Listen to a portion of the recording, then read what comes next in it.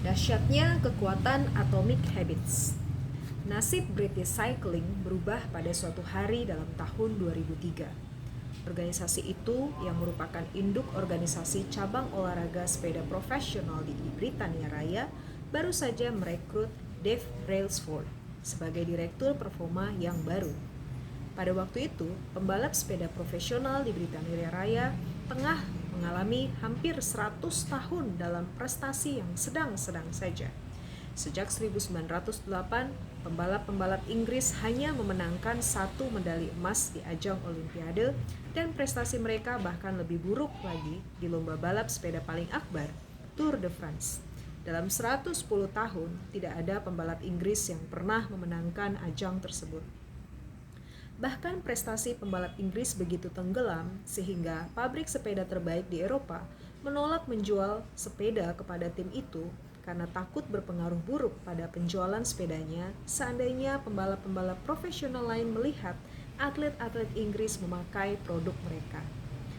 Brailsford direkrut untuk membawa British Cycling ke arah baru. Yang membuatnya berbeda dari pelatih-pelatih terdahulu adalah komitmennya yang tiada henti terhadap strategi yang ia sebut penghimpunan perolehan kecil, yang merupakan falsafah pencarian margin peningkatan sangat kecil dalam segala sesuatu yang Anda kerjakan. Menurut Brailsford, secara keseluruhan, prinsip ini berasal dari gagasan bahwa jika Anda mengurai segala sesuatu yang dapat Anda pikirkan terkait dengan balap sepeda, dengan perbaikan 1% saja, Anda akan mendapatkan kenaikan yang signifikan ketika menerapkannya bersama-sama sekaligus. Brailsford dan pelatih-pelatihnya mulai dengan membuat penyesuaian-penyesuaian kecil yang bisa diharapkan dari tim pembalap sepeda profesional. Mereka merancang ulang jok sepeda agar lebih nyaman dan mengoleskan alkohol agar pada ban agar cengkramannya lebih baik. Mereka meminta para pembalap memakai celana pendek dengan pemanas listrik guna mempertahankan suku otot sewaktu bersepeda dan menggunakan sensor-sensor biofeedback untuk memonitor reaksi-reaksi tiap atlet terhadap suatu latihan.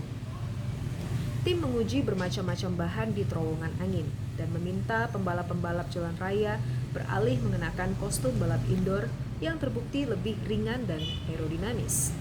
Akan tetapi, mereka tidak berhenti di situ. Brailsford dan timnya terus berburu perbaikan-perbaikan 1% di bagian-bagian yang terlewatkan atau tak terduga.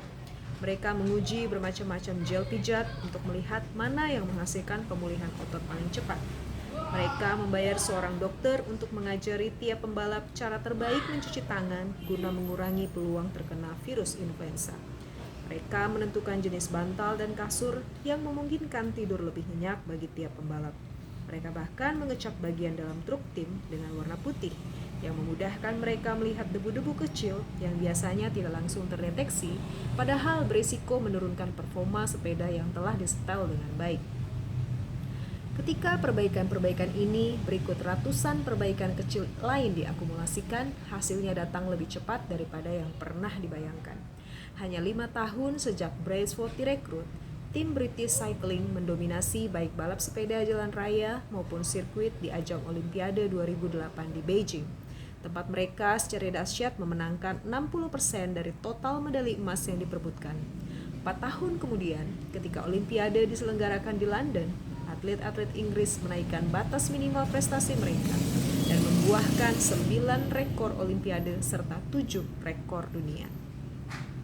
Pada tahun yang sama, Bradley Wiggins menjadi atlet balap sepeda Inggris pertama yang memenangkan Tour de France.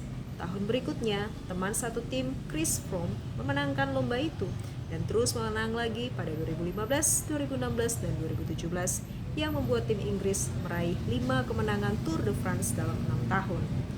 Selama rentang 10 tahun dari 2007 sampai 2017, pembalap sepeda Inggris memenangkan 178 kejuaraan dunia dan 66 medali emas Olimpiade atau Paralimpik dan meraih 5 kemenangan Tour de France yang oleh kalangan luas dipandang sebagai prestasi paling sukses dalam sejarah balap sepeda. Bagaimana ini terjadi?